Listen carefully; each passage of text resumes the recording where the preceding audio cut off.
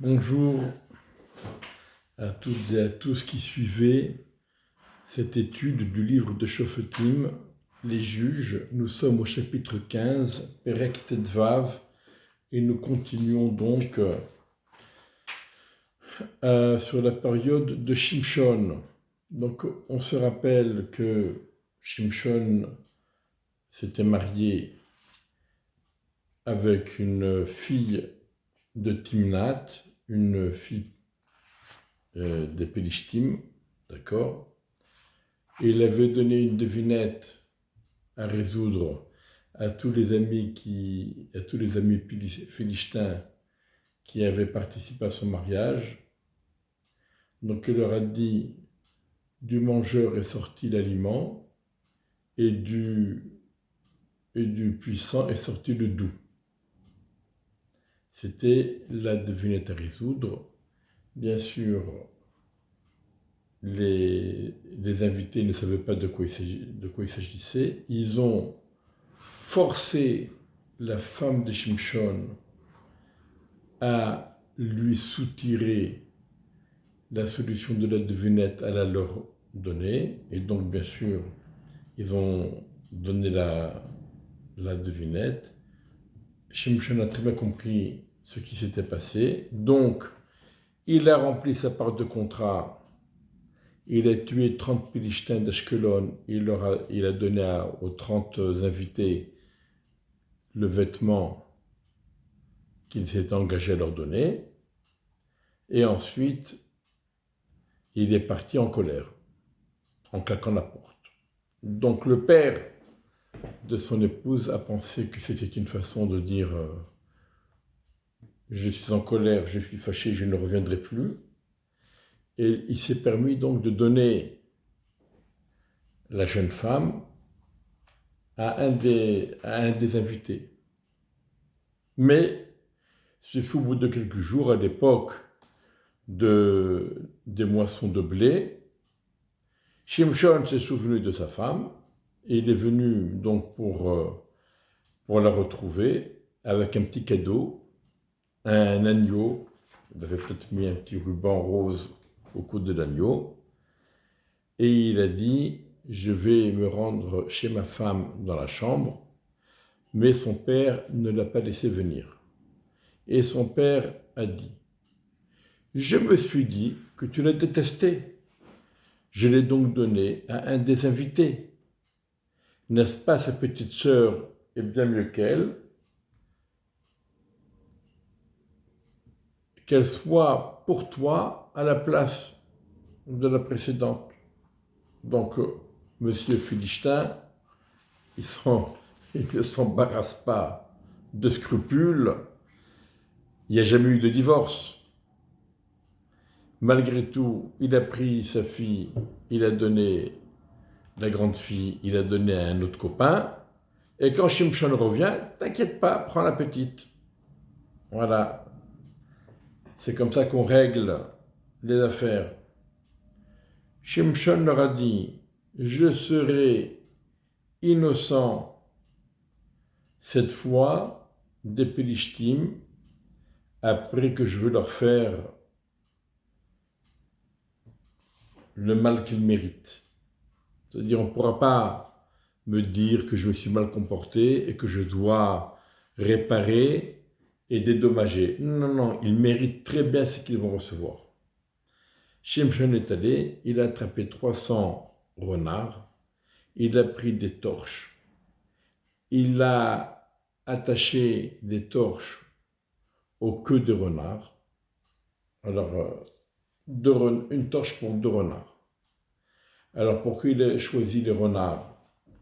Parce que les renards ont une façon particulière de se déplacer qui fait que la torche tiendrait bon, elle ne tomberait pas.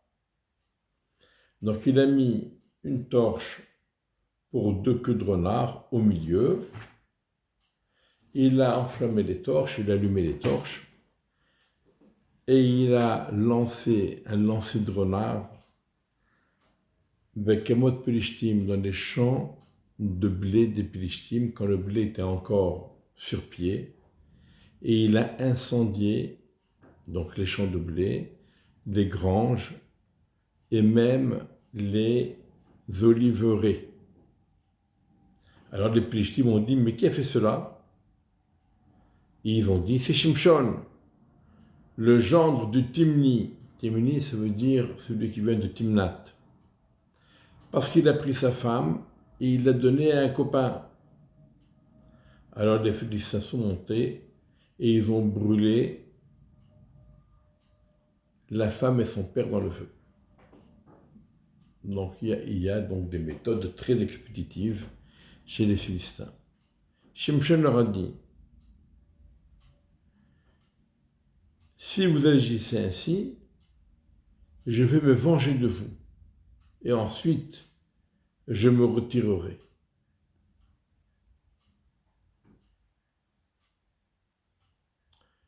Pourquoi?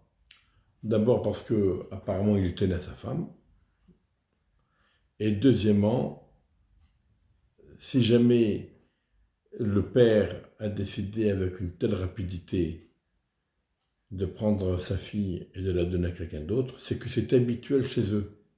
Personne ne s'y est opposé. Donc, vous méritez d'être punis.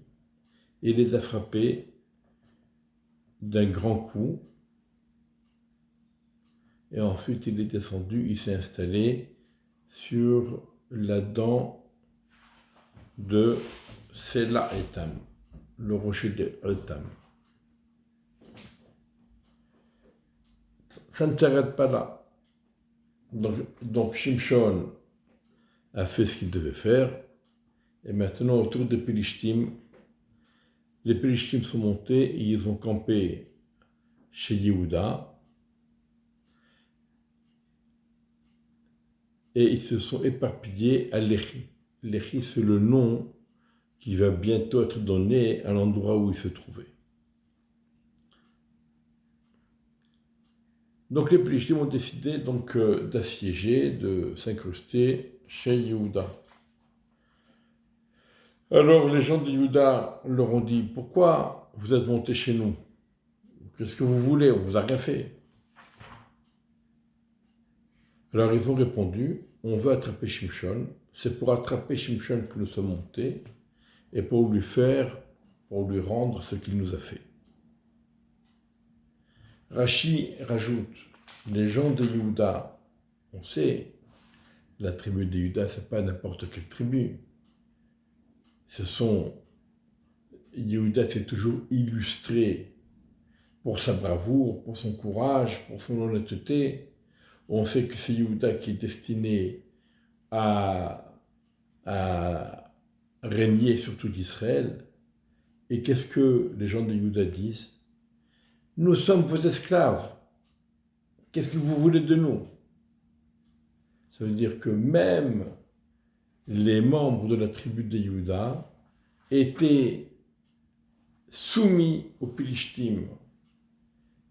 Les Pélishtim les dominaient et eux, ils se sentaient soumis devant eux. Et donc, les Pélishtim exigent des gens de Yehuda de se débrouiller pour leur livrer Shimshon. On sait bien que selon la halakha, il est interdit de livrer quelqu'un à ses ennemis. Et malgré tout, il y a 3000 hommes de Yehuda qui sont descendus à la dent de Sela Etam, et ils dirent à Shimshon, tu savais très bien que les Pélishtim nous dominent, et qu'est-ce que tu nous as fait? C'est toi qui provoque tout ça. Alors Shimshon leur a dit, comme ils m'ont fait, je leur ai fait. Ils lui ont dit, nous sommes descendus à toi pour t'attraper et pour te livrer entre les mains des Pélishtim. Shimshon leur a dit, jurez-moi que vous ne m'atteindrez pas, que vous ne me frapperez pas, que vous ne me tuerez pas. Et lui dirent, non, t'inquiète pas, nous sommes venus t'attraper et nous te livrerons entre leurs mains, mais nous ne te tuerons pas. Ils l'attrapèrent avec 2 cordes toutes neuves et ils le firent monter de de son rocher. Il est arrivé jusqu'à cet endroit qui va très bientôt s'appeler Léchi. Et à ce moment-là, les Philistins ont commencé à crier, à hurler. On connaît les scènes de liesse qui accompagnent chaque fois que certains s'imaginent avoir gagné la partie. Donc les Philistins sont venus à sa rencontre en criant et en hurlant et en sonnant de la trompette, etc. Et à ce moment-là, un esprit divin a transcendé Shimshon. Il s'est senti traversé par un esprit de Dieu. Et les cordes qui étaient sur ses bras sont devenues comme du lin après avoir été cramé par le feu. Et ces liens, ces menottes, ce qui le ligotait, ce qui l'attachait, c'est défait. Vayimassou, c'est liquéfié, c'est-à-dire c'est comme un glaçon qui fond à la chaleur ou un morceau de graisse qui se liquéfie. Il a trouvé l'Echechamorteria, une mâchoire d'âne bien fraîche. Il envoya sa main, il s'en saisit et il frappa avec 1000 hommes de Pilishtim. Et alors Shimshon dit, avec la mâchoire d'un âne, j'ai entassé les cadavres. Chamortaïm, ça veut dire des tas, j'ai fait des tas. On retrouve cette expression à propos dans la plaie des grenouilles en Égypte. Ils ont fait des tas de grenouilles. Alors, avec la mâchoire de l'âne, j'ai frappé 1000 personnes. Ce fut quand il finit de parler, il jeta la mâchoire de sa main, il appela l'endroit Ramat Lechi. Voilà, si vous allez en Israël et vous trouvez un endroit qui s'appelle Ramat Lechi, vous saurez ce qui s'est passé à cet endroit à l'époque de Shimshon. Seulement voilà, Shimshon, il s'est un petit peu vanté. J'ai gagné, j'ai frappé, j'ai... Alors, Vayitzma Me'od, tout à coup, il a ressenti une soif terrible. Il appela Hachem, il pria, et il a dit, c'est toi qui as donné à ton serviteur ce grand salut. Et maintenant, je vais mourir de soif, je tomberai entre les mains des incirconcis. Donc là, tenaillé et tiraillé par la soif, il a reconnu la main de Dieu. Le miracle appartient à Dieu. C'est Dieu qui l'a sauvé et c'est Dieu qui lui a accordé ce salut. Et donc maintenant qu'il a reconnu cela et qu'il a prié Hachem, alors Dieu a fendu la cavité qui se trouvait dans la mâchoire de l'âne, la cavité où les dents se logent à l'intérieur de la mâchoire, et sortir de là-bas de l'eau, il a bu, il fut rasséréné, il s'est calmé, et il vit. C'est pourquoi on appelle cet endroit Aenakore Asher Balechi Adayamazé, la source du prieur qui se trouve à côté de Ramat Lechi, à côté de la mâchoire, jusqu'à ce jour. Et le Pérec se termine. Il jugea Israël à l'époque des Pélishtim durant 20 ans. Alors ça, cet épilogue de ce chapitre est très étonnante, parce que normalement, on ne donne la durée durant laquelle le juge a dirigé le peuple d'Israël que une fois qu'il est mort. Or ici, Shimshon n'est pas encore mort. On a encore un ou deux prakim avec Shimshon, et on nous dit déjà, il jugea Israël pendant 20 ans. D'ailleurs, on le répétera à la fin de l'histoire de Shimshon. De plus, ici, on nous dit, il juge à Israël à l'époque des Pélishtim. Ça veut dire que les Pélishtim sont toujours là. Mais ils ont perdu de leur puissance et de leur orgueil. Ils l'ont perdu, mais ils sont toujours là quand même.